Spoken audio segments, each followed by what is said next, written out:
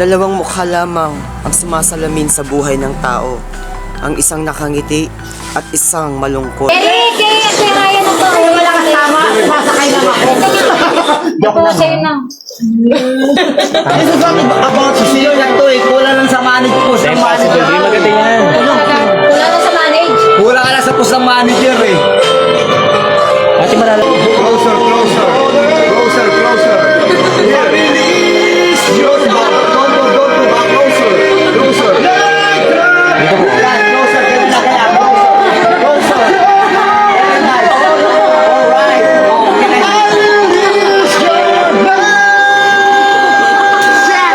Ate naguguling na yun.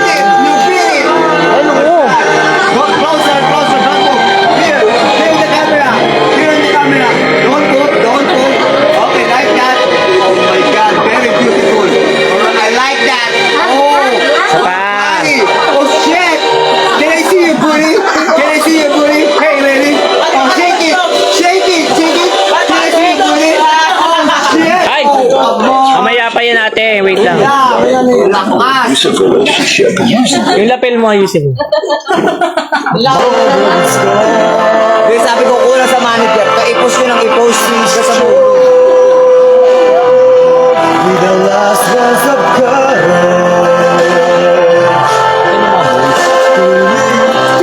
Ayan na! The unreachable. Ayan na.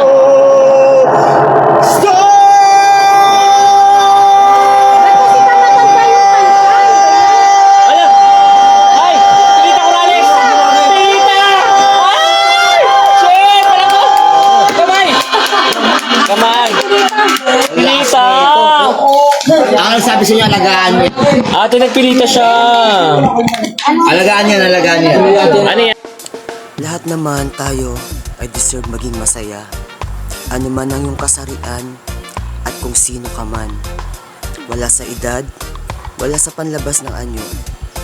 Bagkus kung ano ang nasa sa loob mo. Yun ang sinasabing pagpapakatotoo sa ating mga sarili. Handa mong harapin ang bawat hamon ng buhay. Hindi mahalaga sa'yo ang sasabihin ng iba. Ang buhay ay maikli lamang. Subalit, ikaw mismo ang gagawa ng sarili mong kwento. At sa oras na natapos na ang buhay na pinagkaloob sa iyo ng Diyos at haharap ka sa Kanya, sasabihin mo, eto po ako Panginoon,